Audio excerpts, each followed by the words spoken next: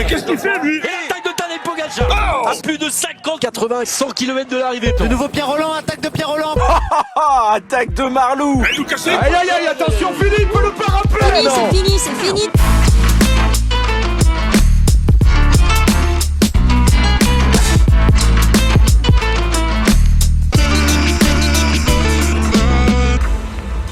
Bonjour à toutes et à tous et bienvenue pour ce débrief de la 8e étape du Tour de France, une arrivée à Laval pour les sprinteurs après une étape où encore une fois, on peut le dire, on s'est emmerdé pendant la plupart de l'étape, sauf pendant le final. Heureusement, c'était pour les sprinteurs. On va en parler de cette étape arrivée à Laval, remportée par Jonathan Milan, avec Lohan Benati, journaliste à Sud-Ouest, qui est avec moi. Salut Lohan. Salut Guillaume, salut à toutes et à tous. Écoute, on s'est un petit peu emmerdé, mais on est toujours là. Oui, toujours vivant, rassurez-vous, comme disait Renaud, grand philosophe de ce 21e siècle. Lohan, t'es de retour avec moi après cette étape d'hier où on s'était quand même régalé dans le final. Il y a eu quand même du spectacle, des échappées. Les échappées, on les a cherchées pendant un long moment dans cette journée. C'était annoncé pour les sprinteurs.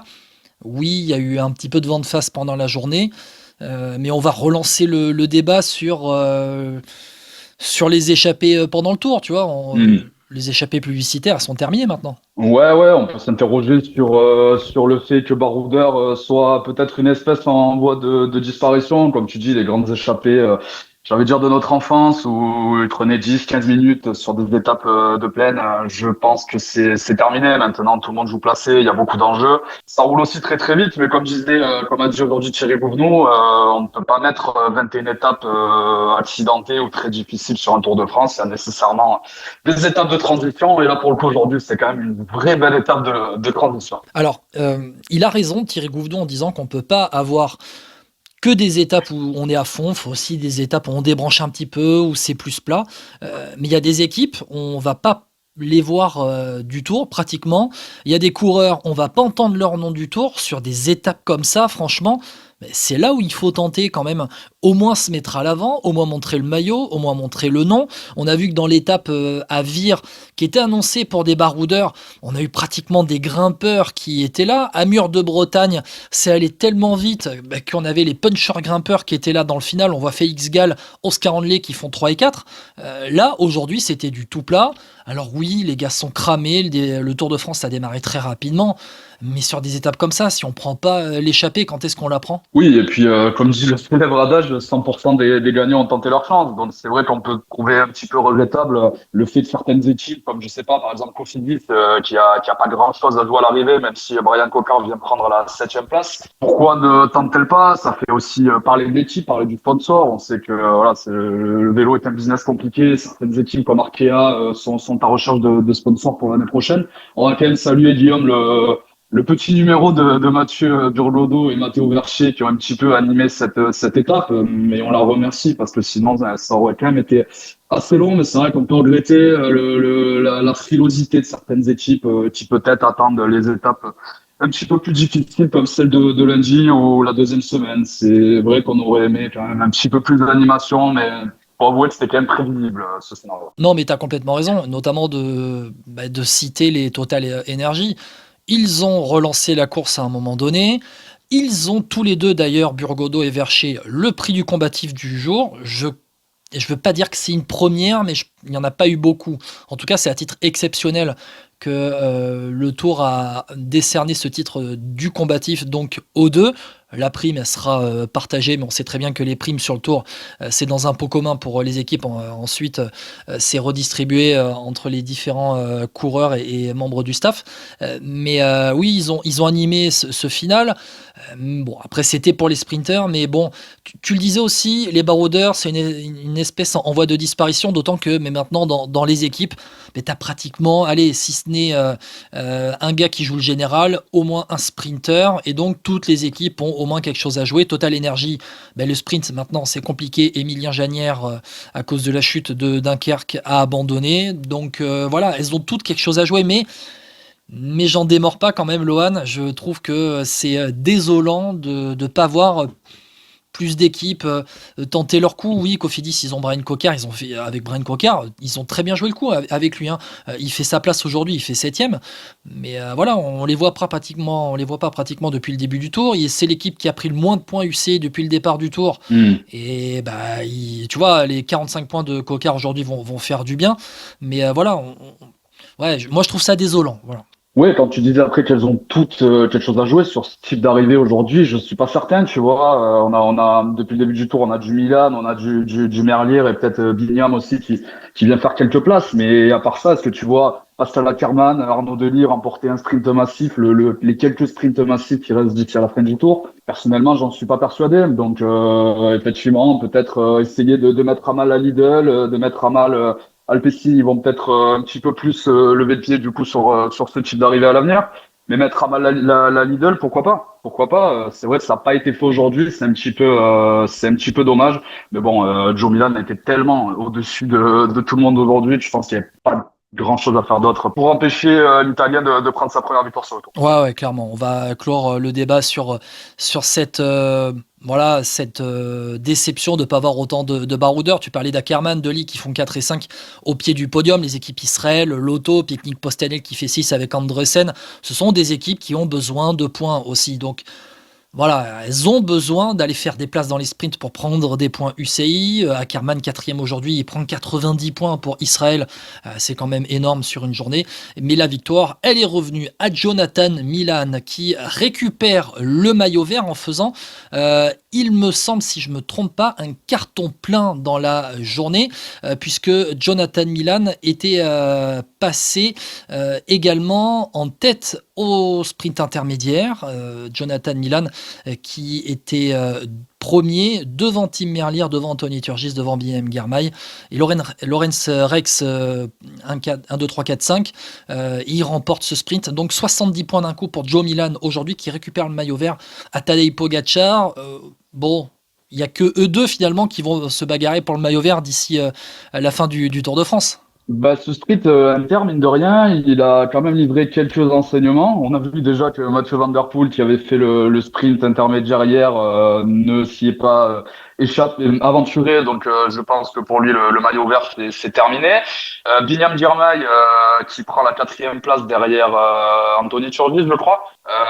Binyam, Intermarché, dit qu'au peloton que eux non plus n'y croient plus, que Tadej Pogacar a déjà le maillot et qui lui est promis ce maillot vert d'ici à la fin du Tour de France. Donc effectivement, il ne reste aujourd'hui plus que Joe Milan, Tim Merlier qui ne prend pas de points, je crois, aujourd'hui, est également décroché à plus de 100 points de Joe Milan. Donc clairement, on arrive à une bataille entre les deux. On a eu un petit débat en off entre toi et moi. Toi, tu penses que Joe Milan peut encore priver Tadej de ce maillot vert? Moi, honnêtement, j'y crois pas beaucoup quand on voit le peu d'opportunités qui restent, mais c'est vrai que l'Italien a, en tout cas, dégagé une très très belle forme. Il était passé très près de la victoire d'étape sur ce Tour de France. Et puis là, aujourd'hui, il n'y a absolument rien à dire. Il fait une scène course parfaite. Il est toujours placé dans les roues. Il se tend bien les coups et il dégage une telle puissance dans le sprint. Je veux dire, aujourd'hui, il n'y a pas photo, quoi. Quand on voit Kate Desgroves qui est relégué à 3 vélos derrière, après avoir été amené par Mathieu Van Der Poel.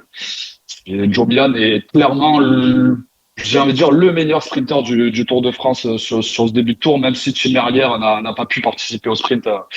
Et il avait crevé à 12 km de l'arrivée, donc voilà, il n'a pas pu se mêler tout à fait à la bataille, mais c'est vrai que Joe Milan, c'est quand même une énorme impression, et on sent que le choix d'avoir laissé Mats Pedersen à la maison est plutôt payant pour la Lidl.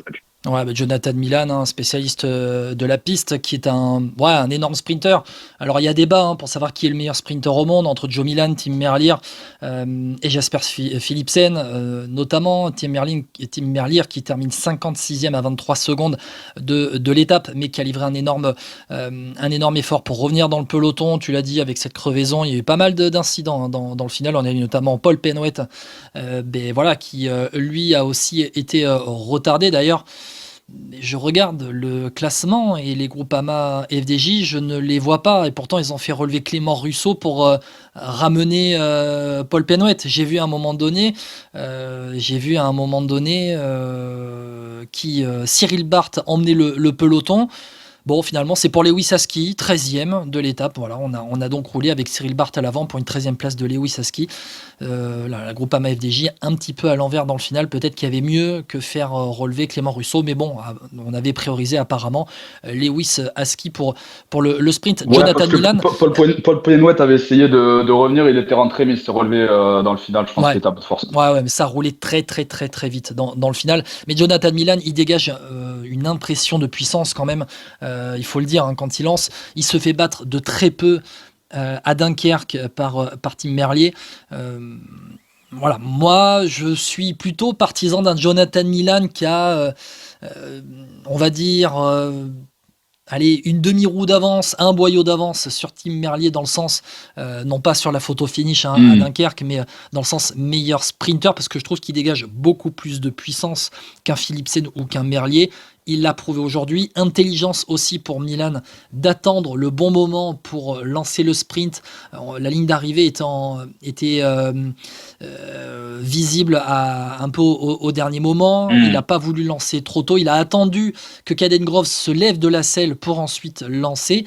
Et on a vu Wout van Aert qui était là, qui est remonté, aller quasiment à la hauteur du pédalier, même pas à la roue arrière de Jonathan Milan, qui n'a pas pu produire l'effort pour le doubler. Mais c'est intéressant, c'est bien de voir Wout van Aert quand même présent dans le final, lui qui a été très peu visible depuis le départ du Tour. Ah c'est la belle surprise de la journée, j'ai envie de te dire. C'est vrai qu'on s'interrogeait un petit peu sur les intentions de Wout van Aert, qu'on a vu à l'attaque ces derniers jours, qui a essayé de prendre des coups, mais sans y parvenir. On a un coureur de son talent, c'est vrai qu'on était quand même un petit peu déçus de cette première semaine. On l'a vu apparaître dans les derniers kilomètres. On s'est dit tiens, est-ce qu'il ne ferait pas de sprint? Voilà, il n'était pas aux côtés de Jonas, donc il semblait avoir quelques libertés.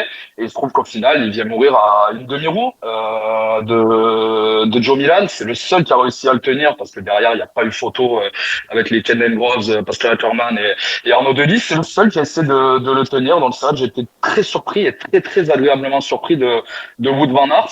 Il y a des sprints un petit peu plus difficiles qui vont arriver, peut-être pas demain, même si on annonce des bordures, mais je pense, tu vois, à l'arrivée à Toulouse avec un troisième catégorie placé dans le final, et puis éventuellement même le dernier sprint des Champs-Élysées, si sprint il y a avec le final durci par cette montée de la butte en marque. Donc écoute, est-ce que Wout van Aert ne serait pas la petite surprise de ce Tour de France Pour le maillot vert? Non, pas pour le maillot vert, mais rien qu'une étape au sprint, je pense que pour Wout van Aert, vu d'où il revient, je pense que ça serait quand même une belle petite victoire pour lui, et ça sauverait pas mal son Tour de France. Ouais, c'était pour la petite blague.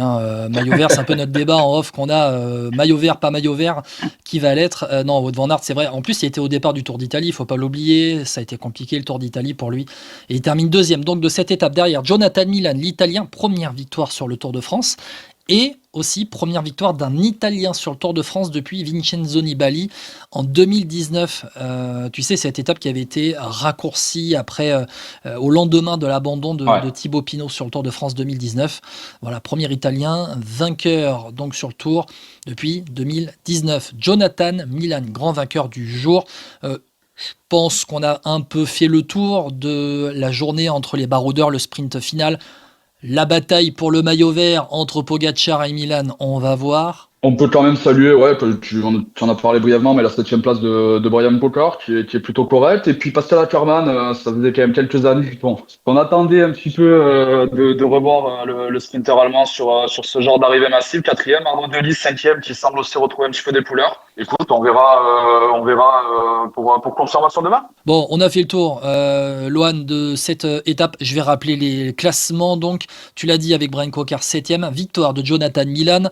Sprint massif arrivé à Laval. Wout van Aert, 2e. Caden Groves, 3e. Pascal Ackermann, toujours aussi régulier, un des meilleurs sprinters du peloton. Quand il y a des sprints de brutasse, généralement, il y a du Pascal Ackermann dans le lot. Arnaud Delis, 5e, c'est intéressant pour lui. La pépite danoise Tobias Lund Andresen de la Picnic Postenel, 6e.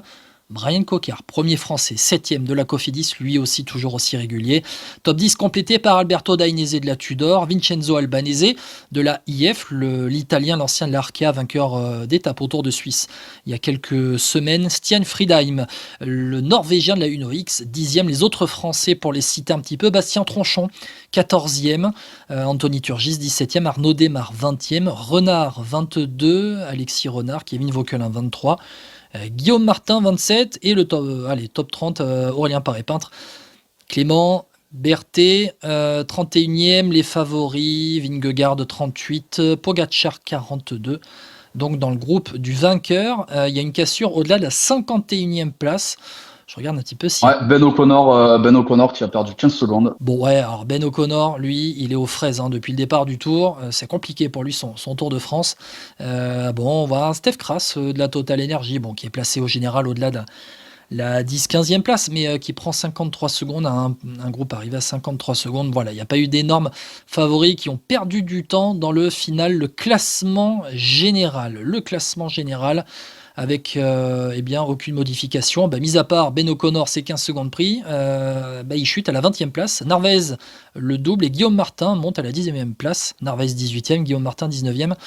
Au général, les changements, pas de changement. Top 10, Pogacar, Evenepoel, Vauquelin, Vingegaard, Van Der Poel 5e. Le top 10 complété par Jorgenson, Only, Lipovitz, Roglic, Skelmose, le maillot vert, le classement par points, avec donc Jonathan Milan, carton plein aujourd'hui, 70 points, donc avec les 50 points de la victoire et les 20 points du sprint intermédiaire, 192 points, il est en tête du classement. Deuxième, Tadej Pogacar qui perd le maillot vert, 156 points, il y a donc 36 points d'écart entre les deux. Jonathan Milan qui va encore prendre de gros points demain à Châteauroux.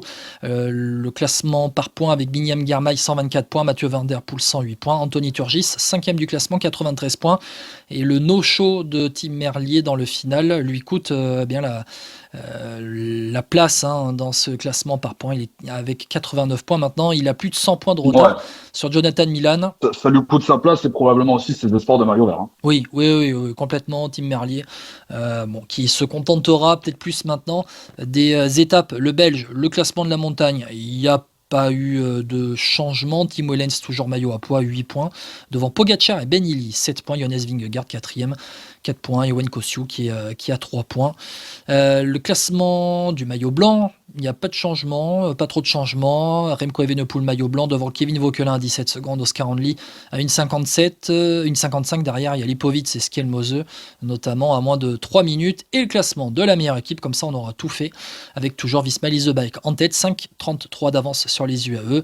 Ensuite, Groupama FDJ, Arkea, BNB Hotel et Decathlon AG2R qui sont 3, 4 et 5 entre 13 et 17 minutes. Lohan, on a fait le tour de l'étape du jour. Les classements demain arrivés à Châteauroux. Bon, c'est du plat. Attention aux bordures à partir du deuxième tiers de la course entre Chinon et Châteauroux. Ton pronostic? Allez, on y va. Écoute, déjà, tout dépendra si bordure, hors note bordure, ça pourra changer effectivement toute la physionomie de la course. Si on se retrouve avec un scénario plus ou moins identique à aujourd'hui, c'est vrai qu'on a du mal à voir qui pourrait concurrencer Joe Milan. Je donne Joe Milan, même si Tim Merlier, en cas d'absence de Pépin dans le final comme aujourd'hui, pourrait évidemment lui contester la victoire. Peut-être Wout van Aert derrière, mais voilà, moi je mettrais entre Joe Milan et Tim Merlier et j'opterais plutôt pour Joe Milan. Bon, écoute, je trouve que Jonathan Milan dégage plus de puissance que Tim Merlier. Je vais aussi dire Jonathan Milan, d'autant plus avec la bataille pour le maillot vert, mais attention aux bordures. Normalement, Jonathan Milan est un bon coursier, mais Tim Merlier est un redoutable coursier, un très bon classicman. Donc, spécialiste aussi de cyclocross, donc exactement. Donc, si ça bataille dans les bordures, attention, peut-être je dirais qu'il y a peut-être un léger avantage à Tim Merlier pour une bataille de bordure. Donc, à voir, on va voir ce que ça va donner, même si Tim Merlier a été pris dans la bordure de la première étape, on le rappelle, vers Lille. Lohan, on va clore le chapitre Tour de France. On termine ce podcast rapidement avec le Tour d'Italie féminin, une arrivée au sommet aujourd'hui au Monte Nerone, une étape de 150 km et un général complètement bouleversé, étape de dingue avec la victoire de l'Australienne Sarah Gigante de la AG Insurance Soudal Team. Maillot rose récupéré par Elisa Longo Borghini. En fait, il y a eu un coup qui est parti avant le Monte Nerone dans une descente. Elisa Longo Borghini qui est partie avec son équipière Silvia Persico ainsi qu'une équipière de Marlene Reusser, Liane Lippert, qui l'a emporté hier. Et dans la montée finale, Marlene Reusser n'avait pas les jambes pour aller chercher Elisa Longo Borghini. Sarah Gigante, elle, est sortie à 4 km de l'arrivée du groupe Maillot Rose. Elle est revenue sur Elisa Longo Borghini. Ensuite, elle a déposé la championne d'Italie et elle remporte la deuxième victoire au sommet de ce Tour d'Italie pour elle. Elle a le maillot de la montagne bien accroché sur ses épaules. Elisa Longo Borghini qui termine pas trop loin derrière à la deuxième place et termine à 45 secondes, assez pour prendre le maillot rose à Marlene Reusser qui termine 4e, le top 3 complété par la Canadienne Isabella Holmgren de la Lidl Trek. Maillot rose récupéré pour 22 secondes à Marlene Reusser. Attention, Sarah Gigante, nouvelle 3e du général à 1:11. Demain, dernière étape avec une étape assez casse-pattes pour l'arrivée finale à Imola sur le circuit de Formule 1. On sait, c'était le circuit où Julien Lafilippe a remporté son premier titre de champion du monde. On sait que c'est casse-pattes là-bas. Lohan, tu as regardé vite fait, je sais, cette étape du Giro Women. Ça a été une étape totalement folle et un scénario de dingue. Ils ont livré une vraie belle course. C'est sûr qu'il y avait bien plus de spectacles que sur la route du Tour aujourd'hui. C'était une bien belle bataille, une très très belle victoire d'Elisa Longo Borghini. Écoute, qui semble bien parti pour aller décrocher la victoire demain, non? Ouais, alors faudra voir, il n'y a que 22 secondes entre les deux, mais Elisa Longo Borghini, elle s'est montrée plus fraîche et plus en jambes aujourd'hui que Marlene Reusser qui semblait cramée. Attention à ce que Marlene Reusser ne soit pas arrivée en forme trop tôt sur cette saison. Elle était en forme au Tour d'Espagne en terminant 2e derrière Demi Vollering. Elle a remporté le Tour de Suisse devant la néerlandaise il y a maintenant de ça 3 semaines, puisque c'était avant le Tour de Suisse homme. Là, elle termine, j'ai l'impression qu'elle termine le Tour d'Italie avec plus grand chose dans le moteur. Je ne sais pas si elle est censée faire pour la Movistar le Tour de France qui débute dans 2 semaines. Elle est annoncée comme l'une des principales outsiders, vu la saison qu'elle fait. Mais voilà, en tout cas, Elisa Longo Borghini, elle a tenté et elle récupère le maillot rose. Donc on verra demain pour la dernière étape. Il y a noté que Tadej Pogačar s'intéresse évidemment beaucoup à ce que fait sa compagne Ursula Zigart qui a fait un top 10 aujourd'hui. Ouais, 8e. Il a demandé d'ailleurs à la radio ce qu'avait fait sa compagne et termine 8e. Il avait le temps aujourd'hui. Ursula Zigart. Oui, il y avait le temps, pendant qu'il n'y avait pas grand-chose dans la course. Pour les Françaises, Evita Buzik, elle s'est accrochée, elle termine 13e. Elle est 13e du général, pardon. Ursula Zigart, c'est 7e. J'étais sur la page du général. Ursula Zigart qui termine 7e de l'étape. Elle est donc 8e du général maintenant. Evita Music, 9e de l'étape, elle s'est accrochée et termine à 2 minutes 17. Elle est maintenant 13e de ce classement général. Journée compliquée, très compliquée pour Juliette Labousse qui est malade pendant ce Tour d'Italie. Elle a terminé 61e après de 24 minutes. Elle qui était la leader de la FDJ Suez pour ce Tour d'Italie. On clôt la page Tour d'Italie très rapidement, vous en avez l'habitude. L'Imbugé Valrome Tour. Oui, je tiens à vous en parler parce qu'il y a une arrivée au sommet aujourd'hui au col de la Biche. Donc sur l'Imbugé Valrome Tour, une des grosses courses juniors. Victoire belge, Yazoo Vervoort. Bon, ça vous dit pas grand chose, mais en tout cas l'équipe, ça peut vous dire quelque chose. C'est la Rev Cycling Academy. C'est tout simplement l'équipe junior U19 lancée par Remco Evenepoel. Et donc c'est un de ses poulains, Yazoo Vervoort, qui s'est imposé. Il est sorti au pied de la descente du col de la Rochette avant le col de la Biche. Et ensuite il a résisté au retour du peloton des leaders. Deuxième, il est revenu comme une balle, le Danois Noah Moller Andersen, qui prend le maillot jaune à son équipier de la team Grenke Auto Eder, Karl Herzog. Et donc le Danois compte quelques secondes d'avance sur son équipier Benjamin Oval, l'Espagnol, et 3e du général. Voilà, je ne vais pas te faire commenter l'Imbugé Valrome Tour, mais c'était sympa d'en parler. Il y a des beaux petits juniors et on verra ces noms dans le futur. Benjamin Oval Junior réalise vraiment des résultats assez impressionnants. Ouais. Il est impressionnant et il montre un profil assez complet. L'Espagnol, fils de, on en parlait, premier français du jour, Sohan Ruesch du CIC U Nantes Je te remercie beaucoup, Lohan, d'avoir été avec moi pour ce débrief donc de la 8e étape du Tour. Tu vois, on a quand même réussi à faire une bonne vingtaine de minutes. Hein. C'était pas gagné au début. Hein. Mais on est bavard. On est bavard, oui, il y a toujours à dire, forcément. Merci à toi, Guillaume, et puis on espère quand même des étapes un petit peu plus sympas pour les jours à venir. Bon, on verra demain si à bordure vers Châteauroux. On rappelle Vélo Podcast présent sur Apple Podcast, Deezer, Spotify, la chaîne YouTube de Vélo Podcast ainsi que les réseaux sociaux. Lohan, bonne soirée, on se retrouve dans quelques jours, on va faire tourner l'effectif. Et à très bientôt, encore merci Lohan d'avoir été avec moi pour ces 2 jours. Ciao ciao. Avec plaisir, à très bientôt, salut à tous.